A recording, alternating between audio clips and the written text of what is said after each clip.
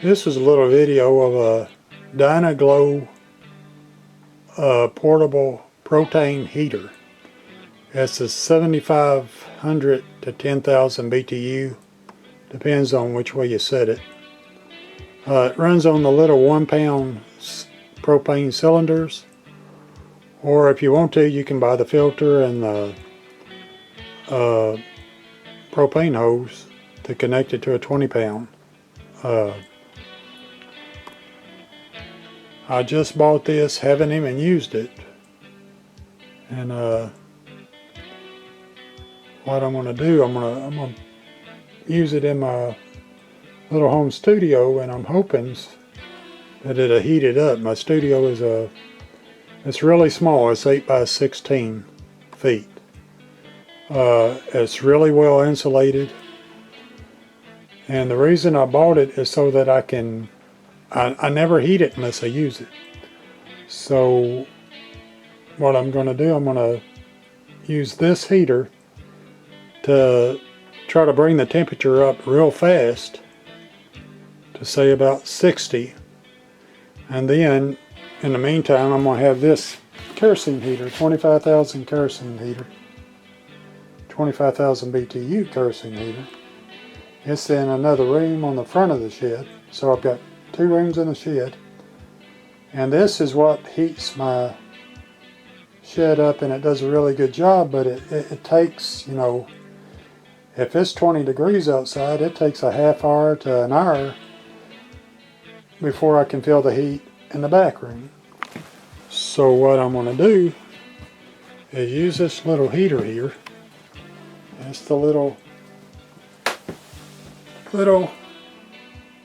Dyna Glo heater, and I'm going to see right now, test it out, see how quick this heater will heat this small room, the back of it, so that the kerosene can take over. So I'm going to try to set this up. Let me set this up. You can see there's the control knob, and that control knob turns the it turns the igniter on. It doesn't take batteries, so you never have to buy batteries for this thing. All you do is turn it to the igniter setting, hold it in for 30 seconds, press the knob in for 30 seconds. That gets the pilot light going, and then you turn it on over to your heat setting. It has a high setting at 10,000, a low setting at 75, and you can adjust it anywhere in between, really. But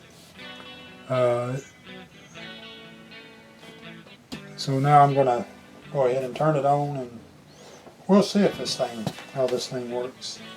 I'm going to have to move it, get it away from the plastics and stuff like that.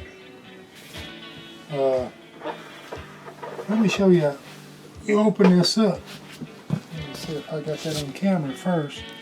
I always do this. So let me set this up right, because I want you to see that that's the container. That's where the 1-pound propane tanks go. And what you do, if I can stay out of the way of the camera, this door opens. There you got your 1-pound. It you know, it swivels out so you can screw it in. It just hangs off of it, because there's room there up under there, so it just hangs off of it. All you do is just put it on there and tighten it up. This is no big deal doing that. Let's check it. That shuts. Turn it around so you can see the control. I want to make sure I'm keeping this on there. So I got it set in the floor, and I got it about a foot away from everything. It probably really needs to be more. Maybe I'll just move it out just a tiny bit more. I'll have to move my stuff around so I can use it, keep things safe. And now I'm going to go ahead and light it.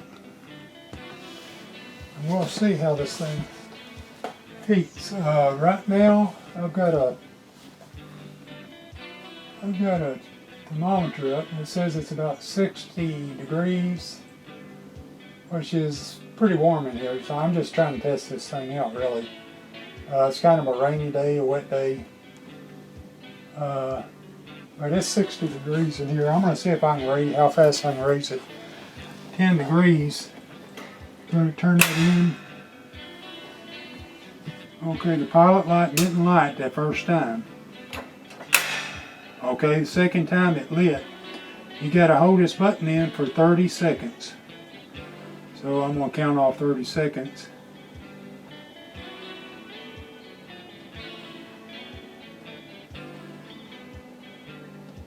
You might be able to hear that pilot light burning. This thing is really light, so you have to hang on to it and while you're pushing this button in, because I bet the thing don't weigh 5 pounds, somewhere around 5 pounds. It's not heavy at all. It's got an oxygen sensor that will shut it off if your oxygen starts running low. It's got I'm pretty sure it's got the tip over switch in it. I think it's somewhere about 30 seconds. I'm going to flip it over. Okay, there you can see it going. I hope you can. Yeah. Get it down so you can see it. And it's burning. I'm going to turn it all the way down to low. Because, I don't know what, I'm going to turn the light out in here for a second. And now you can see that flame glowing. I'll turn the light back on so you can see it. But anyway, now you can see it doing what it does. Turn the light back on.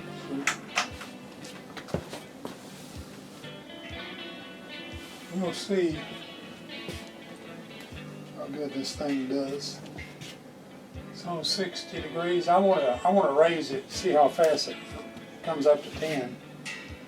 I'm going to time it.